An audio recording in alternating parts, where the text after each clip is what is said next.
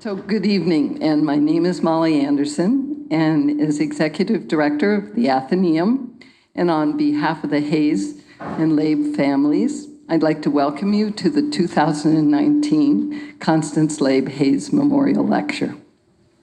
First, a couple of quick announcements. If you have a cell phone with you, would you please turn it off or on silent? And also, Ms. Scott's book will be for sale and signing at the end of the talk in the rear corner of the room. Public libraries make a real difference in people's lives. And this was true for Connie, for whom the Atheneum was a very special place. And I'm so happy that we're here this evening in the very room in which she did a lot of research. So it's an honor and a privilege to host this lecture tonight in her memory. I would like you to join me in welcoming John Hayes, who's going to introduce tonight's speaker. Thank you.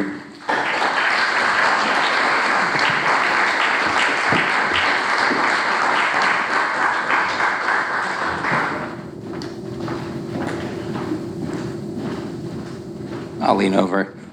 Thank you, Molly. It is a great pleasure to see you all tonight. It's hard to believe. Sophie and I were just counting the years. This is year 14. And we've had such a great experience with our involvement with the lecture series. My dad once told me brevity is the soul of wit, so I'm going to be very brief. There we go. How about that? I feel better. I'll just pick up on the theme that Molly already mentioned, which is being in this room is a wonderful experience for all of us. I think the best word that comes to mind is sanctuary, because it is a place that Connie, in fact, did write her book.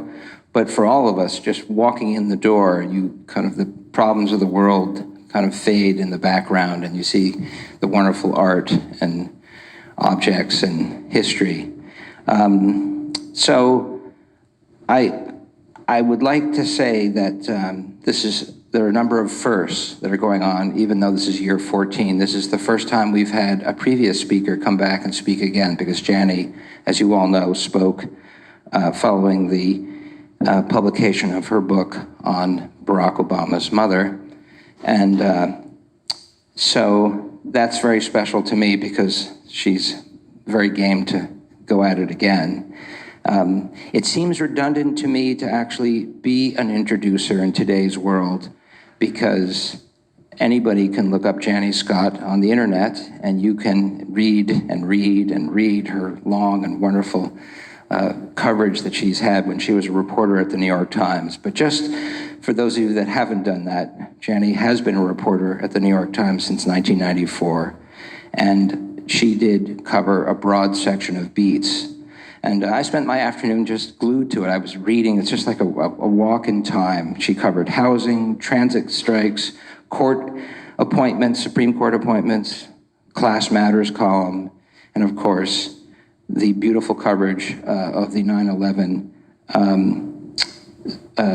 A Nation Challenge story, which is really, it's been described as a scrapbook full of life and sorrow. Dozens and dozens and dozens of articles about those who lost their lives in the Twin Towers, which won a Pulitzer Prize, well-deserved. So I would say this about Janny in my experience. Sometimes you meet reporters, sometimes you meet writers, and sometimes you meet a combination of the two. And so for me, knowing Janny as I do in her soft-spoken way, she combines the best of both.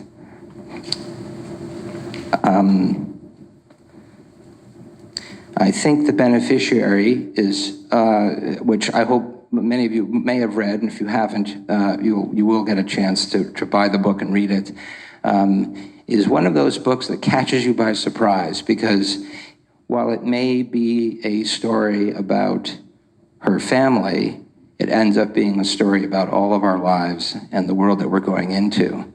So, not quite brevity in my dad's way of looking at it. Without further introduction, moments or soliloquies, I'd like to introduce Janny Scott, our speaker tonight. Janny.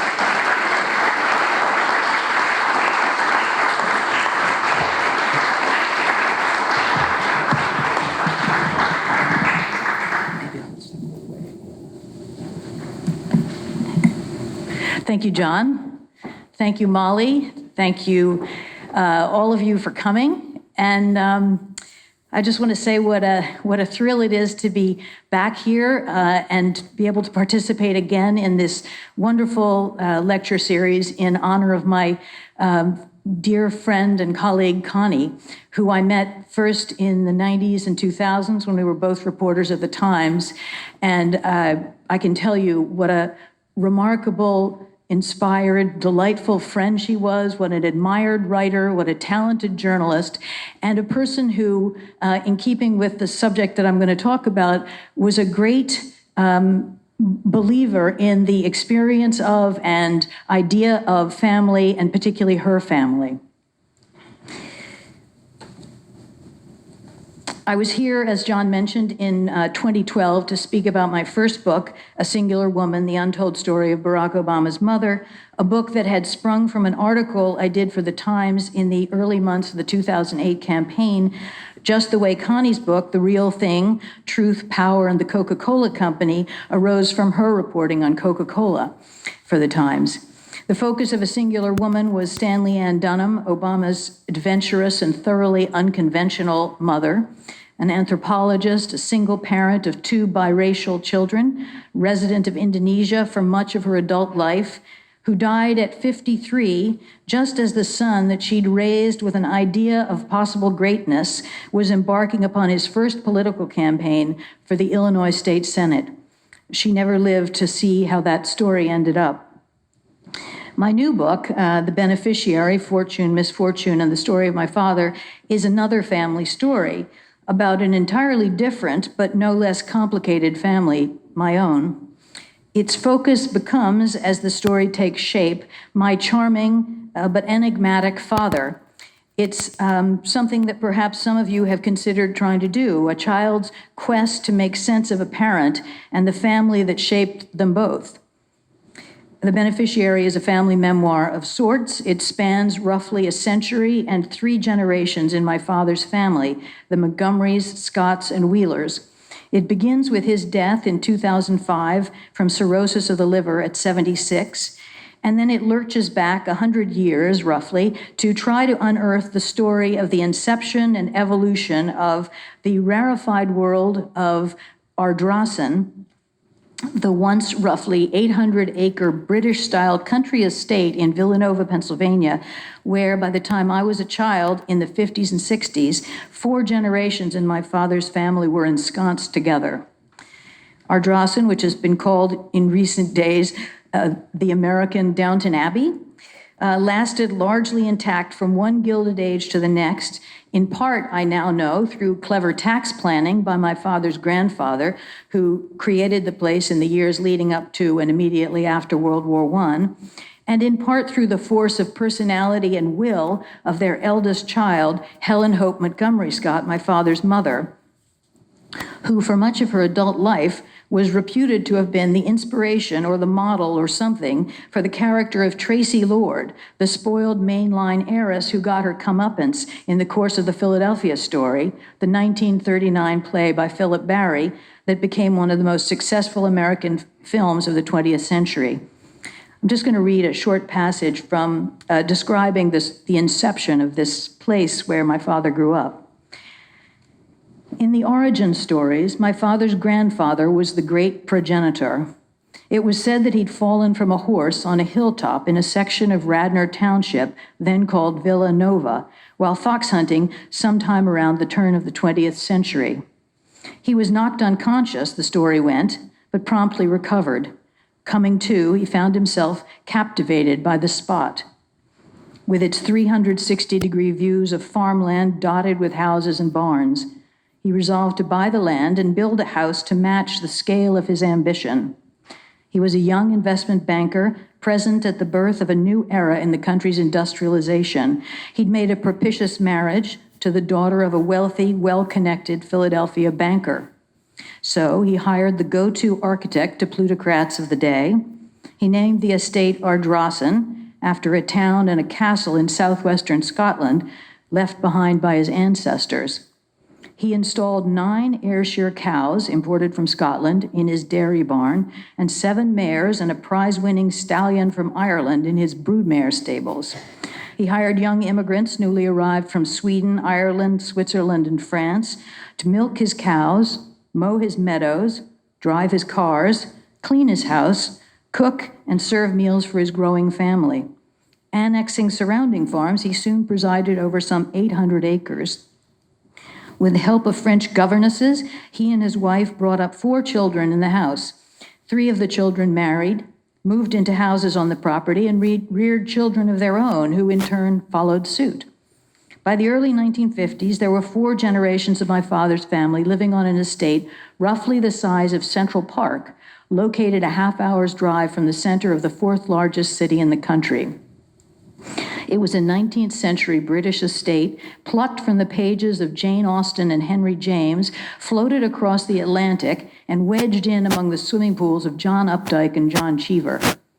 The place, which is what family members called it, applying the blandest of generics to something increasingly sui generis, comprised dozens of houses, a half-dozen barns, stables, carriage houses, garages, silos, an ice house, a root cellar, several swimming pools, tennis courts, a kennel, and a couple of one-room schoolhouses, in one of which my grandfather, an aspiring playwright for a time, had labored over the only play of his that I'm told ever got produced. The run is said to have lasted 3 nights.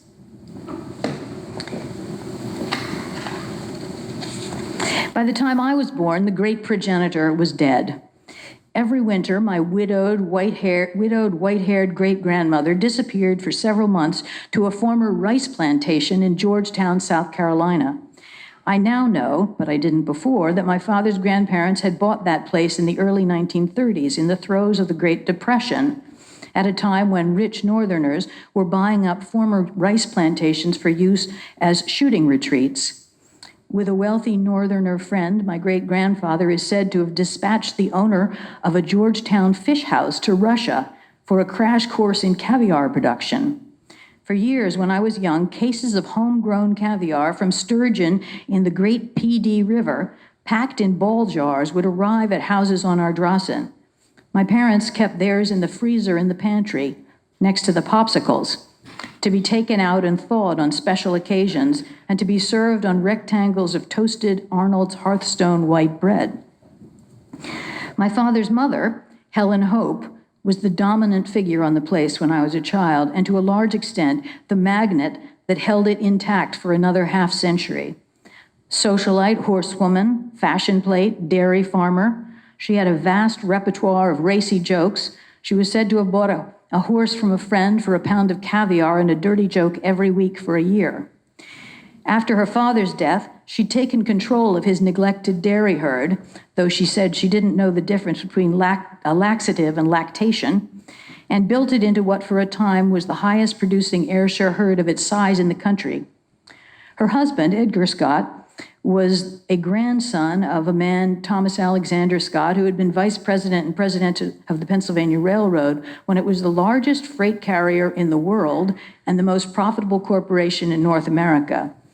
Edgar Scott, charming, well-educated, literary, urbane, had studied playwriting at Harvard, where he'd met Philip Barry, who became a friend and a regular visitor to Ardrossan. When the Philadelphia Story opened on Broadway in 1939, the play had been dedicated to Hope and Edgar Scott. The movie, starring Katharine Hepburn and Cary Grant, became an American classic, and over the years it came to be said that Helen Hope was the original Tracy Lord. To the extent that my grandmother had doubts about whether that was exactly true, and she did, she mostly kept them to herself. My uncle, the third of 4 Edgars, told me she started to value the importance of being Mrs. Philadelphia Story. When she died in 1995, at 91, after being knocked down by her pet donkeys. Her local celebrity was such that the Philadelphia Inquirer stripped her obituary across the top of the front page, and the headline type was roughly the size they used a few years later for the death of the Pope. My father, Robert Montgomery Scott, was the son of the second of the two sons of Hope and Edgar. He had grown up on the place. He returned there after college. He went to the law school that his great-uncle had attended. He joined the law firm that his great-uncle had co-founded. He lived there in a house 2 fields away from his parents for the rest of his life, except for 4 years in London as assistant to the U.S. ambassador to the Court of St. James, Walter Annenberg.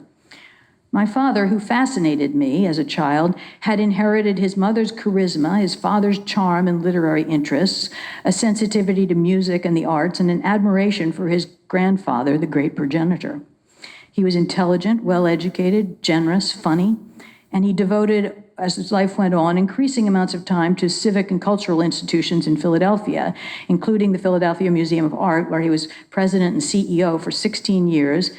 And during that time, attendance ballooned, the endowment increased 5-fold, and he oversaw a turnaround in operations. It was my father's interest in a sport called beagling that first brought him and my mother to Nantucket in the late 50s and early 60s. There was a couple in Pennsylvania that had a pack of beagles with whom my father had started hunting. That couple, Bun and Becky Sharp, brought their pack to Nantucket every summer to hunt rabbits. My father went along and discovered the island, and he also discovered bicycling, which turned out to be a way of exercising hounds. My parents began renting houses for a month in the summer, then bought a house on the cliff in the mid-60s, which we still own. Long before it was fashionable, my father became a long-distance cyclist. In his 50s and 60s, he traveled repeatedly to places like England, Scotland, Ireland, China, and New Zealand on cycling trips in which he regularly rode 100 miles a day. In the evenings, always drinking heavily. My father was, as I said at the beginning, an enigma. He had many, many, many acquaintances and few, if any, close friends. There was a part of him, a cousin of his told me, that was just closed. When I was a child, I remember him speaking occasionally of the black dog, a term I didn't know at the time, but now know was the term that Winston Churchill used to describe his periods of deep depression. He also, my father, occasionally predicted he would be dead by 50, which seemed kind of surprising since his parents were galloping off into the future. He drank heavily almost his entire life. He had begun drinking in adolescence, and in the end, it killed him. Before it did, he did one more thing that puzzled me. My father, who had never lived in what was called the big house at Ardrossan, and it was big, 50 rooms, spent what would prove to be the last decade of his life restoring to mint condition much of that house at his own expense, a house he didn't own. When my parents' marriage ended after 42 years, he moved into the 3rd-floor nursery where his mother and her siblings had grown up and turned it into an apartment for himself. Then he turned his attention to the ground floor, restored every one of those dilapidated public rooms with all the attention to quality and detail you might expect from a curator of period rooms at the Philadelphia Museum of Art. And then he died. I became interested in writing about the world of Ardrossan some years after his death. I'd become aware that there was a large collection of family papers that had drifted into an ironing room in a back wing of the big house. I had finished my earlier book, and I figured I had some time to go see what was there. And what I found was a room full of randomly assorted papers, some fascinating, some less so. Things like practically all or many of the receipts and invoices from the construction of the house, from the acquisition of the adjoining land, from the building of outbuildings and barns, the construction of water towers, the placing of a swimming pool in the woods back in the 1920s, the whole history of the thing laid out in these boxes and boxes of papers, as well as a collection of scrapbooks in which my grandmother appeared to have saved every piece of paper that passed between her and my grandfather in their rather remarkable 70-year marriage. So naturally, writing for a living, I began to think there must be a book in here somewhere. And it occurred to me that I could possibly piece together how that place had come about, what had happened over time, and what happened to the various people who had been a part of it. And I thought if I could unearth that story of the world that had shaped my father, I could come to understand more about him and about how his seemingly charmed life had arrived at what to me seemed like a rather puzzling end. In my 20s, my father had told me out of the blue that he wanted me to have his journals, his diaries, when he died. As I said, I was fascinated by my father. I was extremely flattered by the offer, had no idea what to say. So I said, well, why me? And he said, well, you're the writer. And he left it at that. He never brought it up again, and I never dared to bring it up again because I was afraid he would withdraw the offer. When he died, I made some effort to find them, but I was busy working at the Times at that period, and they weren't in his apartment, and so I let it go. But when I got back, I got to the point where I wanted to do this book, it occurred to me maybe it'd be interesting to find them. I tried quite hard during that time, went to all the obvious suspects, and nobody seemed to know anything about them except for a handful of them that I was able to get from the woman he had lived with shortly before he died. So I was deep into the writing of this book with a contract hanging over my head. I was in the middle of the third chapter when I just inadvertently stumbled upon a single volume in the bottom of a box of letters in the basement of my mother's house, the house he had left 20 years before. It had never occurred to me that he would have left diaries there, and I realized, especially having looked at that diary and seen what it was, an extraordinary insight, a revelation to me about my father, and beautifully written. I realized I needed to search her entire house and see if there was anything else there. So I did, and in pretty much the last place there was to look, a large walk-in closet in a back area of the third floor, I noticed a wooden chest with a combination lock, and I had thought I'd never seen the chest before. And I approached the lock and turned it up, and it was set to one digit off from the last four digits of my parents' longtime phone number, the number that we always used for combinations. So it was kind of clear what to do. I turned that one digit to the next digit, and the lock popped open, and I hauled the box out, and there were 40 years of diaries in identical black 3-ring binders, organized chronologically, and as far as I could tell, waiting to be discovered. I'm going to just read a short passage from that first diary because this is the diary that initially blew me away. I take my diary down from the shelf and I begin to write when I am in moods of reappraisal and reform. Oh, he's 25 here. Judging from the dates of the entries in this volume, the moods are becoming less frequent, but their sensible intensity does not seem to have diminished. Formerly, the moods were short, a day or two of depression or elation, and the episode soon forgotten. This time it has been much longer. For almost 3 weeks now, the mood and I have been cohabiting rather regularly. Perhaps it's the influence of vacation. The urge to create for the satisfaction of creating runs strong during these moods. I would try to write a novel, perhaps built on a projection of my grandfather Montgomery's life. Since I've never tried to write a novel, never had any reason to believe I had any ability to do so, I read instead. The reading slowly stimulates the urge to write. Tonight, my first preoccupation is that I feel enormously dull. Aiming to please, I am first upset by the fact that I am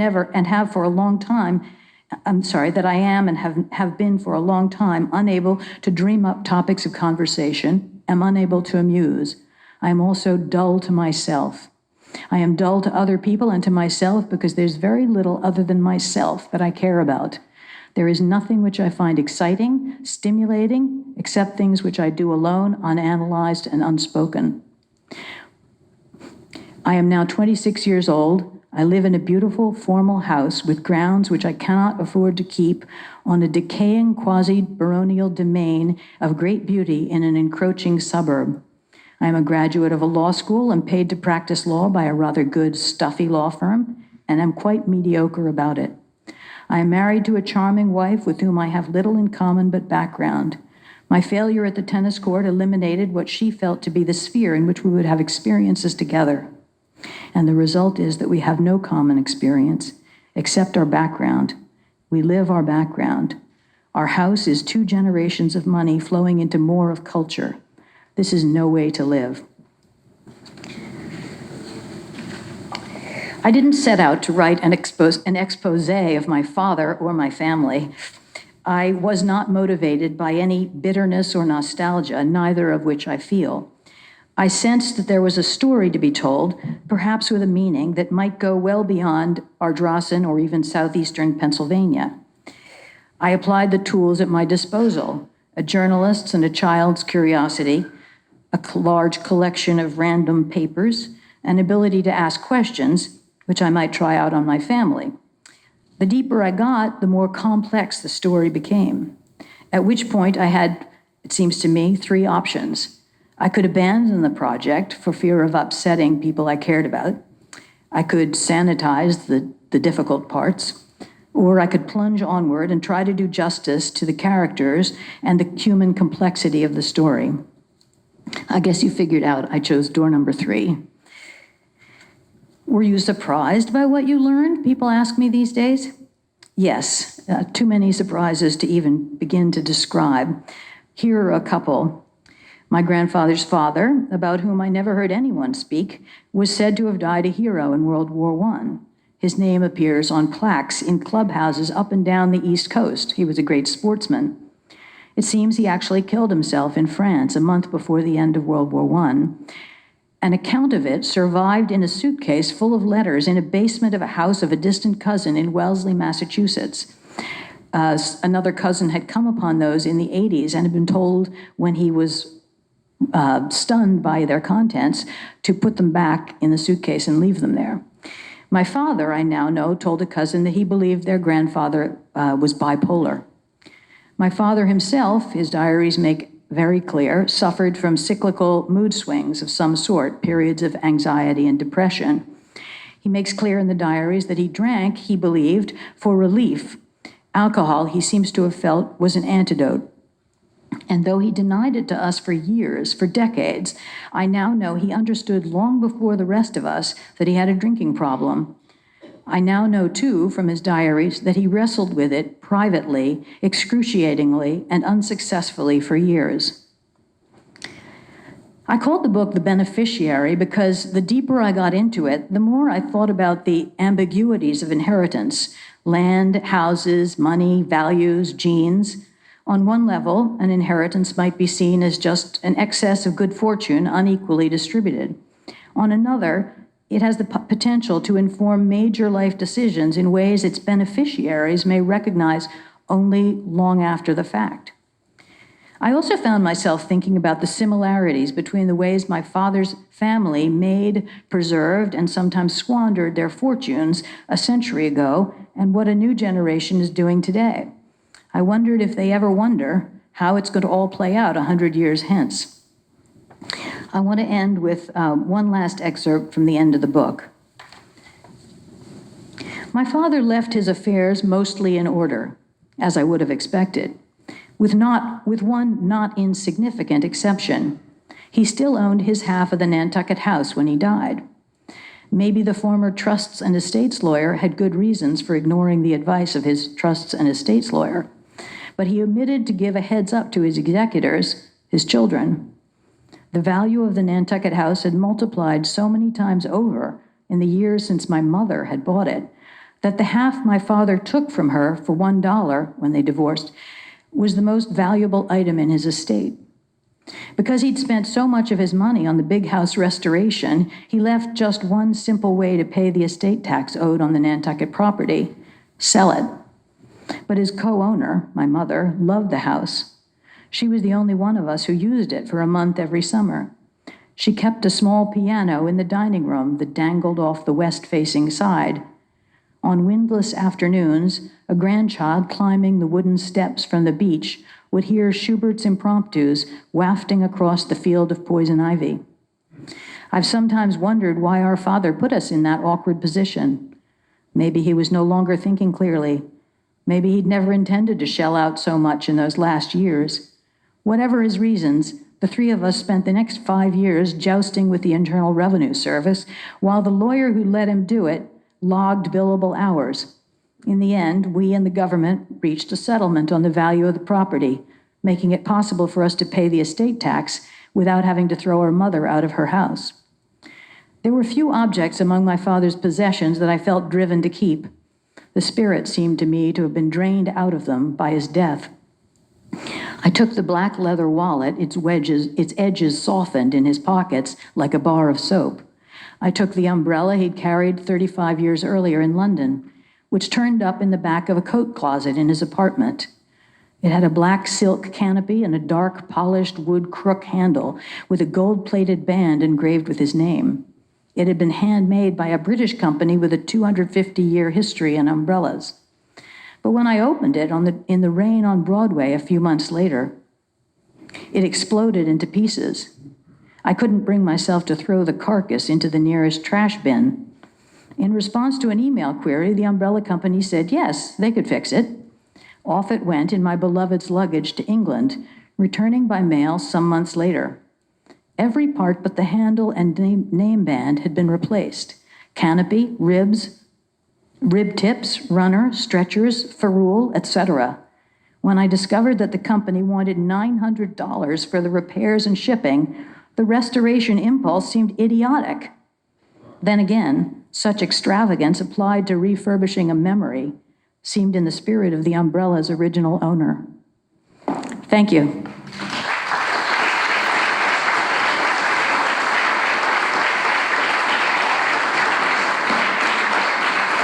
I'd be happy to answer any questions if anyone has any.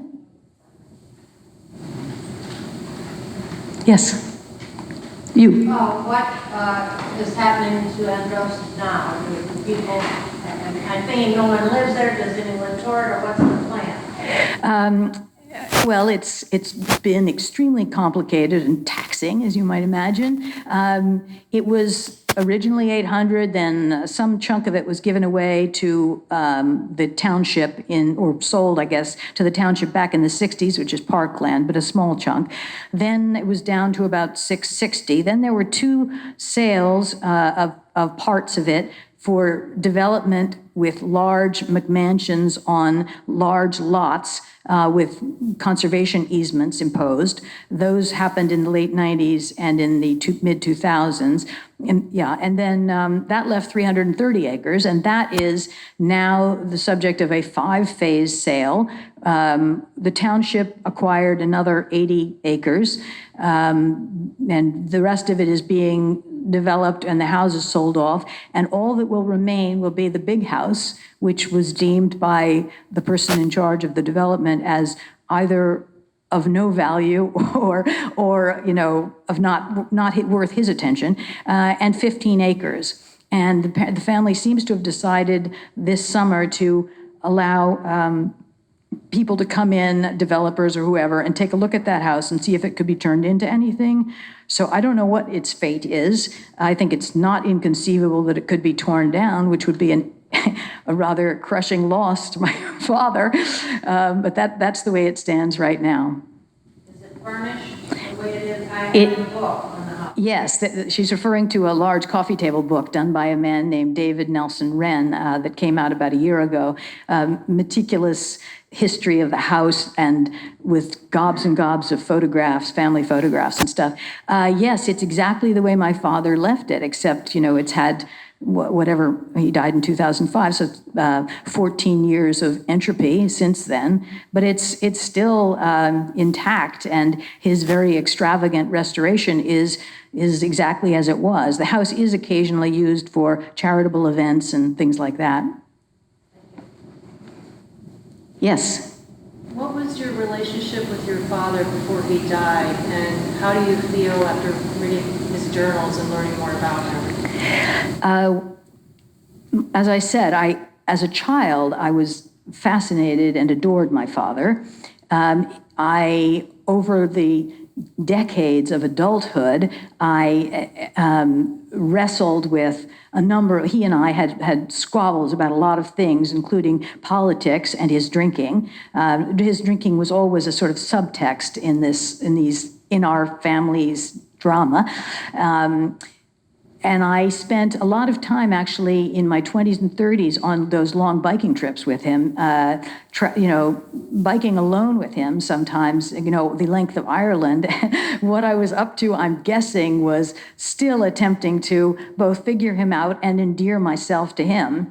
Things became especially heated when my family finally confronted him seriously and did an intervention and forced him into treatment, which he, somewhat reluctantly agreed to do. He was sober for 8 months, then went back to drinking. And my tensions with him over his drinking went on for quite a while until he made it absolutely clear to me that he did not intend to stop and that he felt he had a right to do whatever he wanted. At that point he'd retired from his job and his marriage had ended and he was restoring the house. And I think his feeling was, even though he didn't say to me, I need it, but his feeling was, I don't want to live without drinking. So I just kind of accepted it for the last couple of years and tried to I was quite involved in his healthcare in that period, which I naturally wonder a little bit about what I was doing there. Was I attempting to help him, or was I attempting to impress upon him that I'd told him years earlier that he was going to drink himself to death? How I feel now, I feel deep empathy for him. I found the diaries incredibly moving when they weren't stultifyingly boring, and gave me a sense of this complex interior life he had that he didn't share with us, and I don't think he shared with many people, if anyone. And the idea that he went through this very public life, because he was a big public figure in Philadelphia and a very seemingly gregarious, jovial soul, with these kinds of demons, and also conscious that he was doing himself serious disservice with his drinking. That is just such a revelation to me, and it's, it gives me, as I say, a lot more empathy toward him, and I suppose, respect. I mean, I loved him no matter what, despite all this fighting and stuff, but to understand his interior life in that way, which he could never show to us, was just deeply moving to me. Yes? I once saw him in biking clothes that were pretty extraordinarily. And I was told he was taking the ferry and riding back to Philadelphia on his bike. Is that true? I'm sure it was, yeah. He regularly, he would bike from Philadelphia up to Vermont, and he was very serious about biking well before, you were, at least you saw him during the period when other people wore those clothes. But even, way back, he got seriously into it. And when I rode with him, we rode a half a mile apart. He did not want to ride anywhere near me. He was in front, and we rode in silence. It served a purpose for him, and I would not presume to understand what it was, and I don't mean to psychologize him, but a woman who had known him came up to me at a book event recently and said he was trying to make himself healthy. I don't know what it was, but it was a remarkable feature of him. And as I say, there's some things in the book about this. We were in New Zealand, and the people we were biking with couldn't believe that he was drinking what he was drinking the night before and then going out at age 60-something and biking 100 miles.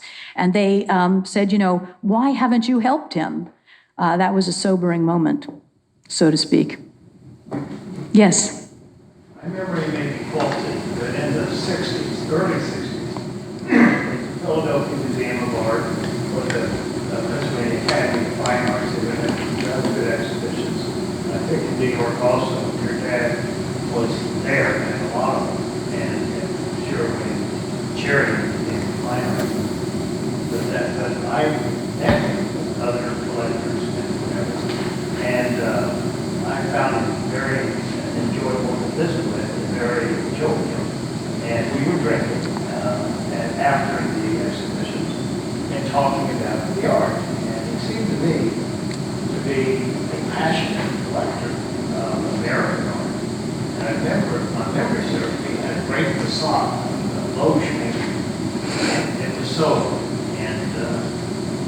the painting, and I wish I'd had the money to buy it. Well, I don't know if that was my father or my grandfather. My grandfather's mother had lived in Paris in the 1880s. She was related to Mary Cassatt, and Mary Cassatt had introduced her to collecting in the 1880s in Paris when all those Americans went there.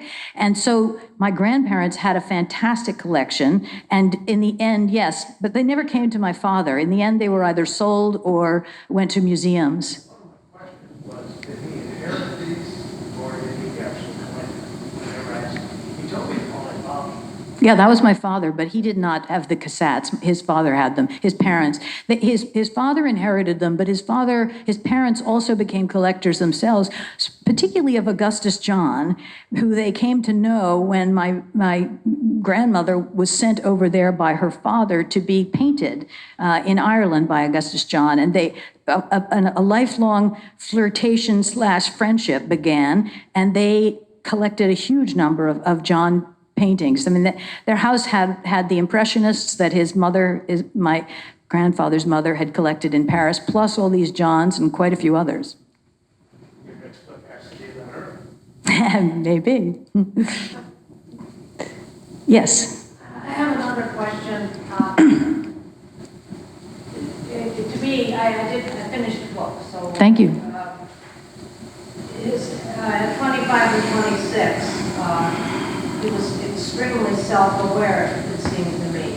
And was there any time when you read all the other journals, or at any time when it ever occurred to you, why did he not break away from this life? That, I mean, drinking helped him stay in that life, I would presume, but why did he not break away? Did that ever occur to you, or you? Oh, it occurred to me often, and I am aware of the fact that my father never encouraged any of his 3 children to stay and do what he did. And maybe that was just an appreciation that in the late 20th century, that world was over.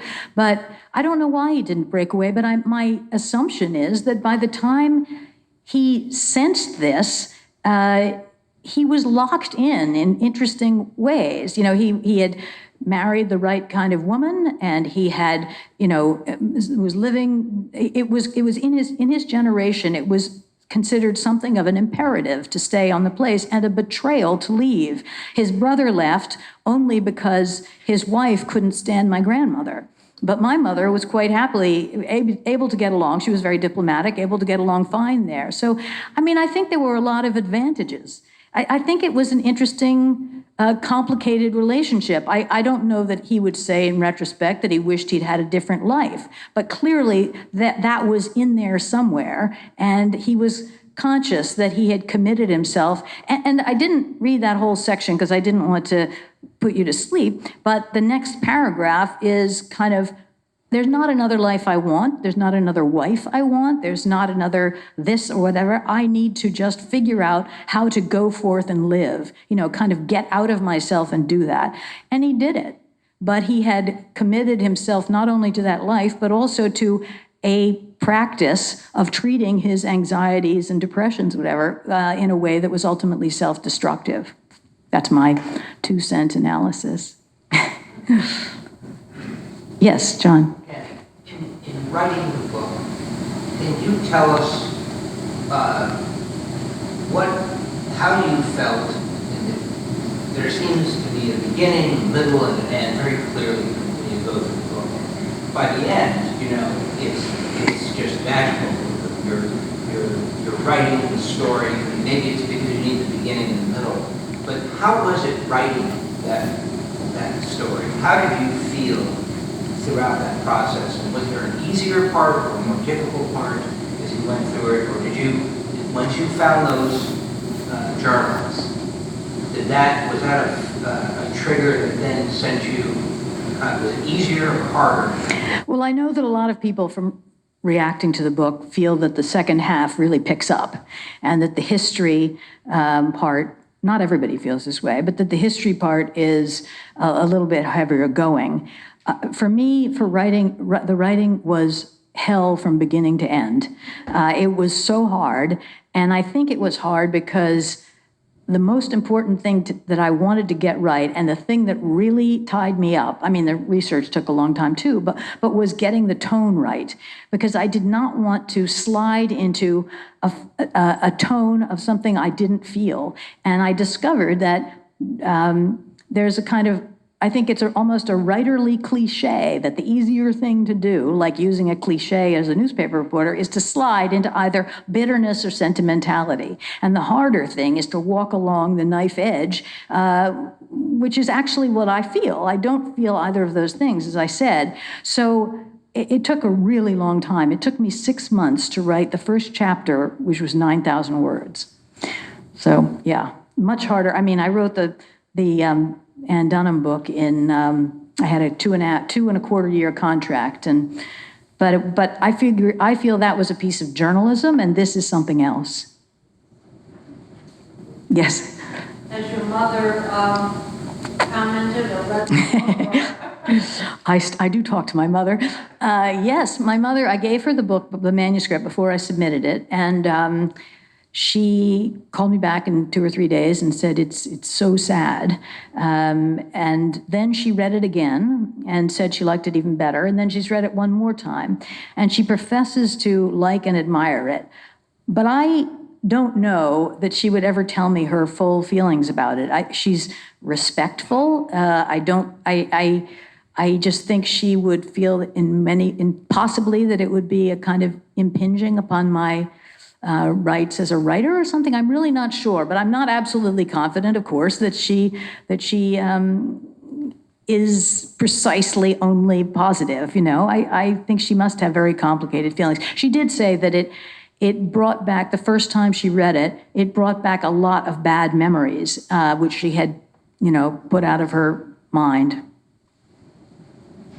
Yes? You made reference to your parents divorcing, and I was curious, was it the alcoholism that caused that, or were there other things that... I think the alcohol was the sort of the easy thing to identify, that had been an issue for a long time.